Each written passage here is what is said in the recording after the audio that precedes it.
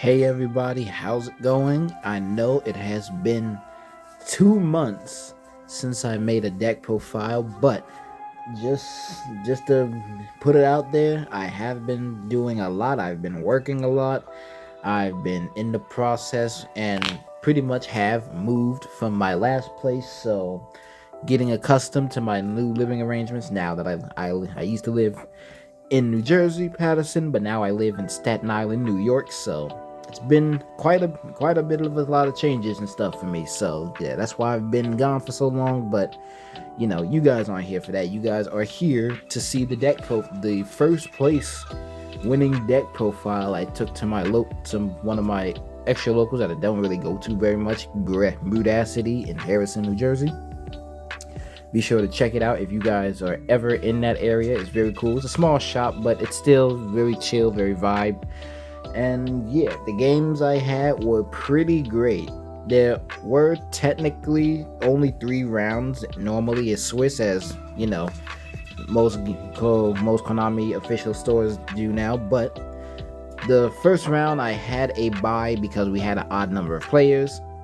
Second round I fought against Radiant Typhoon. Second round I fought against Draco Tail Branded, and I was technically undefeated, but due to the first round there was a double loss, so that did mess up the rankings and stuff. So we decided to go to a 4th round to officially see what the placements were, and went 4-0. That's basically how it was. My opponent, who did have the first round one double loss, ended up in 3rd because of the whole points and change and stuff. So yeah, overall deck did really, really, really amazing. You guys will see it in the videos yourselves coming up, likely starting tomorrow, or I'll post them up today. I know you guys sometimes probably don't like waiting for deck profiles, for dual videos, but I'm rambling. Let's just get on with this profile. We're going to be showing you the main, extra, and side deck, and then explain the choices of why I played what I played. So we start off with the 3 Regenesis Archfiend. This is your main starter for all of your Regenesis lines. This is one of the ones you want to have in your hand at all times and anywhere, be it in the grave or banished. When this card is summoned, you can add a Regenesis card from your deck or banishment. I believe it was also banished. Yeah, you can add one from your deck or banishment back to your hand. I never really used the banish effect because, to be honest, I forget about it. And it never really comes up for me to be using it a lot. But, always keeping that in mind. So basically, this is your Stratos for everything in the deck. Combo starter, as I said. Seeing him and anything else in your hand with 2500 attack or defense, you're off to the races. Next up, for the one-ofs of the Regenesis, we have the 1 Regenesis Lord. You have him just because you do play the Regenesis. I do play the Regenesis Birth in here, but you can obviously cut this card because you can choose to cut it if you want. I choose to keep it because not only does it get me Regenesis Birth to be able to interrupt my opponent, it does help get you your other things, like another copy of your Regenesis Quick Play spell card, and for the fact that this card is basically the boss monster of the entire deck, being able to instantly be boosted up by 2500 attack points in any player's battle phase that the effect does not activate, and doing piercing damage. Yeah, this card, it's a lot. Only thing is, you have to banish a monster with 2500 stats across the board, be it both attack and defense, which is oftentimes only your Regenesis monsters. So yeah, that's the reason we play him. Next, we have the Omni Negate in Regenesis Sage. Being Sage, Dragon, and Warrior all share the same effect, that if there's a monster with 2500 attack or defense on the field, you can just summon them from your hand. And Archfiend, along with these 3, all share the effect that if they are sent to the graveyard during the opponent's turn, they add themselves back to your hand, all activating. Sage is your Omni Negate by sending a face-up Regenesis card from your field or from your hand to the graveyard to negate a card's effect or activation and destroy it. Dragon is a tribute itself to Cosmic Cyclone, a card, a spell, a trap on the field. and Warrior is attribute himself to compulse one of your opponent's monsters. Next up, we play the very strong and very resilient Kashtira package in the 3 Unicorn, which is the main card you want to see with a Regenesis deck, and the 3 Kashtira Fenrir, which adds pressure to the opponent and searches out your Unicorn.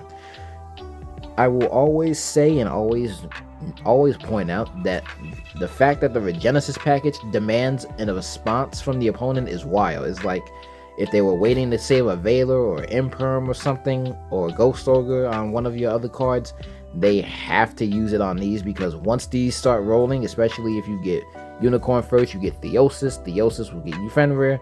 It's just a constant cycle of advantage, and them being on the field constantly makes it so your opponent has to be picky and be sure that they can dodge their effects, because when your opponent activates a monster effect and resolves it, or if a monster effect is activated in general, Fenrir will target a face-up monster on their face-up card on their field and banish it face down. Unicorn will look at their extra deck and banish one of their monsters face down, and that helped me out so many times in the locals. You guys will see. So yeah, always demanding attention, and they can activate their effects when they attack too, not only when the opponent monster activates their effect. Next up, for my kaijus of choice in this deck, I choose to play the 3 Alpha, the Master of Beasts. This was actually a last minute addition I chose to put in my deck, because this was actually 2 more Ecclesia and 1 Punishment, but I said, you know what, I'm gonna just put this in here, because this deck, be it that Lord is our boss monster, there aren't times where he will stay on the field, because even though he is an illusion monster, fun fact, he does not have the battle protection immunity, so he can be destroyed by battle, rarely, but he can also just be targeted by stuff and be removed from the field. So you want to have other ways to try and attack your opponent reliably and to get threats off their field, such as the now easily summonable Dragoon thanks to the new Dark Magician of Destruction. Since a lot of my stuff targets, Alpha is the only card I have the only other card I have that can get that card off the field, because if your opponent controls monsters with more attack points than you do, you can just summon this card and then you can use his effect, send a number of Beast and Beast Warriors, I believe, Beast Warriors or Wing Beasts back to your hand, and you return that many your opponent controls back to their hand. So since he's your only real beast, you can use the effect, send him back, and then send back the Dragoon to non-targeting, which is very phenomenal. And I believe you can still summon this card back to the field. I'm not sure about that. Don't really feel it because the light is kind of bad when I bring it up close. But also, let me know what you guys think of the lighting. It's actual natural light from a window. But yeah, that's 3 Alpha Master of Beasts. And since we don't really normal summon in this deck, we can play the 3 Lava Golem. Being that this card also has a 2500 attack or defense, being that it has 25 defense, you can just use it to help summon Archfiend, because he has to reveal a monster with 25 stats anywhere. And just a nice card to get rid of problematic cards on your opponent's field. And there are times, and you'll see in one of my replays, I had Lava Golem, I had Warrior, I just kept tributing Warrior, bouncing Lava Golem back. It was a grind fest, let me tell you. Next, for the Dogmatica stuff, I played the Fleur de Lis, the Knighted, just to have another beat stick on the field. And if you have another Dogmatica monster on the field, when you summon her, you can target a monster on the field and negate its effects, and she can make herself gain 500 attack permanently whenever she declares an attack, or all Dogmaticas. The new Dogmatica Lawbringer, guys, this card is really phenomenal. I'm so glad I actually waited a little longer to play this deck, because when I found out this was a new Dogmatica card and I read its spec, I'm like, Jesus Christ, that's even more advantage and interruption. So, for both for Lawbringer and Fleur de Lis, they both somewhat have the same effect, where this monster can summon itself when your opponent summons something from the extra deck, and this one can summon itself if there's a monster from the extra deck on the field. Lawbringer, when he's summoned, you can activate his effect at any point to make both the opponents send the monster from their extra deck to the graveyard. And because we play an extra deck full of things that have graveyard effects that interrupt, we can make advantage of that. So, and once he's sent to the graveyard, you can add a Dogmatica card back to your hand from the grave. Which was one time my Dogmatica Maximus. Just another free body you can summon by banishing a monster from your extra deck. Well, banishing an extra deck monster from your graveyard. And you can make each turn one. You can both players send 2 cards from the extra deck to the graveyard, destroy their great extra deck, and get rid of your extra deck and get advantage, which is the whole purpose of this card. And then we have just the Ecclesia. I may end up just cutting her altogether because, you know, as I said, we don't really normal summon like that in this deck. So I may cut her, but yeah, she was in the profile just to get a Dogmatica card to your hand, which can be any of these 3 or the Dogmatica Punishment. And she can't be destroyed by battle with an extra deck monster, which, you know, doesn't come up often, but it's there.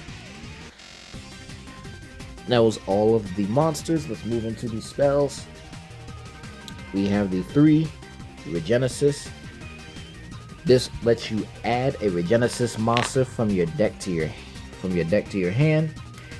You either add it or send it to the graveyard, or if you control a Regenesis monster, you can add a monster with 2500 attack or defense from your deck to your hand instead. Just searching out anything, and it has a secondary effect where you can banish it to summon one of your Regenesis monsters back from the graveyard, except the same turn this card was sent there. Next we have the 3 Regenesis Code. Regenesis Code is your E-Telly of the deck, being able to summon out one of your Regenesis monsters from the deck. But you are locked out of the extra deck until the end of the next turn. And this card, just like Regenesis, has the graveyard effect where you can banish it and summon back one of your banished Regenesis monsters, which is very helpful. Next up, we have the 3 Nadir Servant. You activate this card, you send a monster from your extra deck to the graveyard, not as a cost, so they can ash this card. And then when you send it to the graveyard, you add a Dogmatica monster from your deck to your hand. To help getting into something like Maximus for more advantage and more extra deck rip, or being able to add Lawbringer when you know your opponent's going to be summoning from your extra deck either on your turn or their turn. Just very helpful. Next, I have the Kashtira Theosis to summon out Unicorn by targeting Fenrir, or summoning Fenrir by targeting Unicorn. That's all it is there for. We have the Kashtira Birth, being able to normal summon level 7 monsters without tribute, and you can special summon a Kashtira monster from your graveyard or banishment. And when your opponent activates a spell card, while you control a Regenesis monster, a Kashtira monster, well, Regenesis may as well be a Kashtira, you can activate this effect to banish cards from their 3 cards exactly from their graveyard face down, which actually came up in the replays, and man was he upset. Next, for the compliment one-offs, we have the Pot of Prosperity for digging into the deck, the Call By, and the 1 Triple Tactics Talents. Now for the trap lineup, we have the 1 Kashtira Birth, being a destruction card. You target a monster on the field and send a Regenesis monster to your graveyard, all one effect. To you target a monster, target your opponent's monster, you send a Regenesis to the graveyard and you Book of Moon that monster. You can also activate this effect to discard a card, send this to the graveyard, and then summon as many Regenesis monsters from your grave or banishment as possible, or that you want. Next up, the deck that can play it is there can only be one. Only came up 1 time, but it was enough.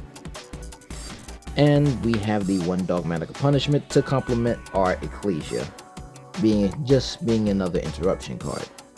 That's it for the main deck, a clean 40 cards.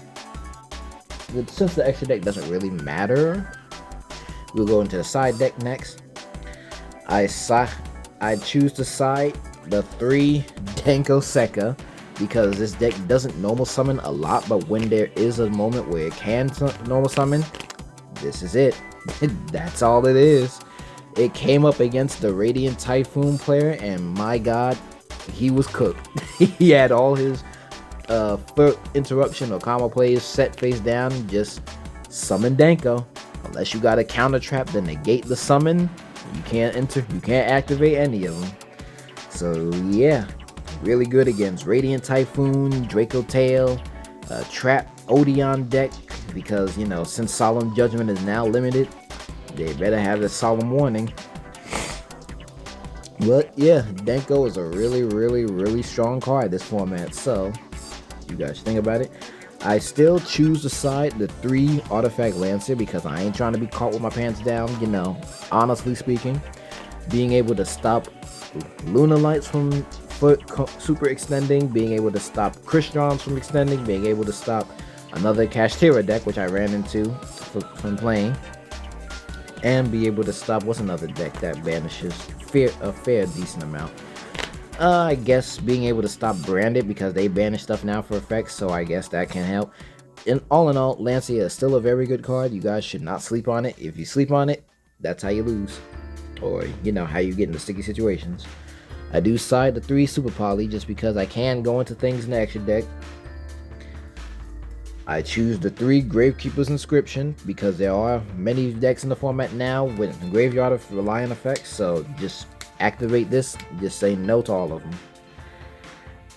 And I choose to play the Black Goat Laughs because being able to, when your opponent activates something, just activate this in response. If they summon that monster, now, well, I don't know if they can summon it fully, but yeah, just keep monster effects at bay, basically, is all this card is for.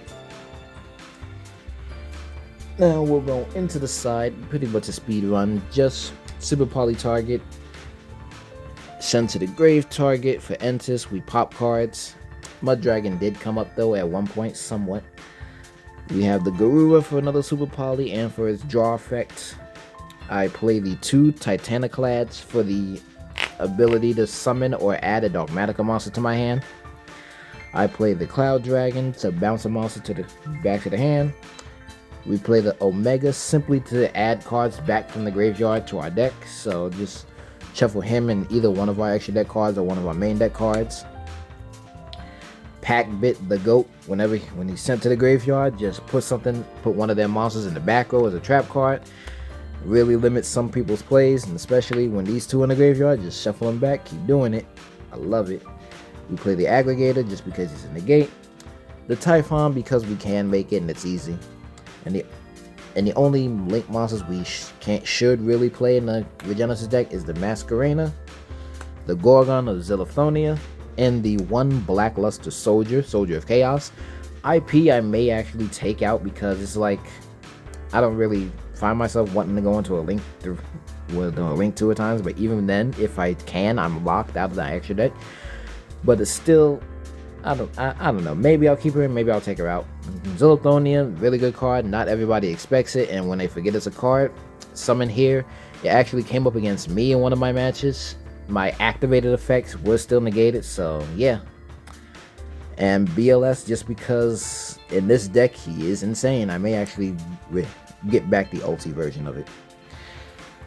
Well, that is going to be it for this deck profile of my Kashtira Regenesis Dogmatica deck, featuring Dogmatica. Let me know what you guys thought about it in the comments below. I hope you guys will enjoy the duel videos once they drop. Really had a lot of fun with this deck at the locals, so shout out to everybody there. And yeah, I'll try not to be gone for so long again. I've been working hard. I've been in the process of doing life changes, moved. So yeah, that makes it hard to actually go to locals and play Yu-Gi-Oh, but we're back. So thank you guys for watching, being patient. If you guys enjoy, hit that like button, subscribe, ring the bell for notifications. And if you want to support me, all the forms of payment, if you want to throw some money my way, like I said, to help get more cards, more recording equipment, all that down below. It really comes back to the channel, and I greatly appreciate any help given. So appreciate the watching, and I will see you all in the next video.